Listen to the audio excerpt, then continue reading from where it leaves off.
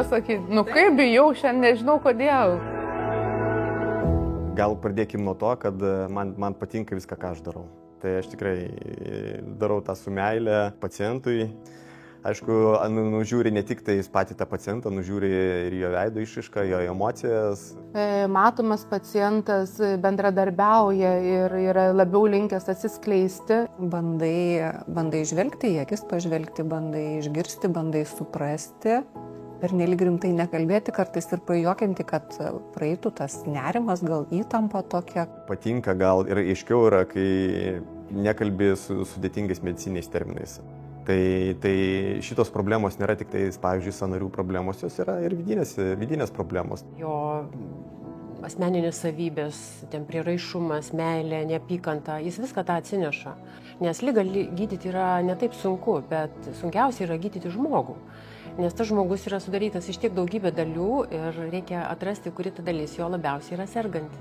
Kartais tai reikia jiems išgirsti porą žodžių, kad tik viskas gerai. Bet kartais tas gydymas yra tik tai simptomų mažinimas, o man tai nėra įdomu ir žmogui nėra naudinga. Kad matomas pacientas veiksta tikrai greičiau, nebijo pasakyti, kas jį neramina. Labai tas glaudus bendradarbiavimas turi tokį nuostabų poveikį pacientui. Ir jis jaučiasi, kad jį supranta, jį mato, jį girdi, o gydytojai tai yra turbūt pats geriausias dėkingumas, kai žmogus ateina su rezultatu ir juo džiaugiasi. Ir tai yra pati didžiausia laimė, kai finaliai jie pasidžiaugia, kad gimė gyvas sveikas naujagimis ir yra už tai labai dėkingi. Tai jau pagal veido išraišką matosi, kad viskas atrodo kitaip. Žmogus švytintis ateina, tai tą irgi džiugu matyti. Tai va tada tas ryšys ir užsimezga, kai žmogus mato savo rezultatą ir jis gauna tokį pastiprinimą, tokią motivaciją. Tai čia ir yra tas sėkmingo gydymo tokia formulė. Net ir fotomenininkai, sakiau, Viktorija Buknela, kad nebijočiau aš ateiti į darbą, kad nereiktų keisti darbo vietos ir miesto. Man labai patiko, aš labai džiaugiuosi ir esu labai dėkinga, kad aš ten esu.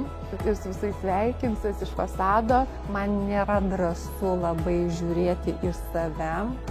Aš tau tikrai sakau, aš ėjau užsidėjus nuo saulės akinius ir galvoju, nežinau, gal manęs niekas čia nepažįsta, nes sutapatina man labai nedrąsu. Sąžiningai sakau. Tai man tai tikrai labai graži nuotrauka.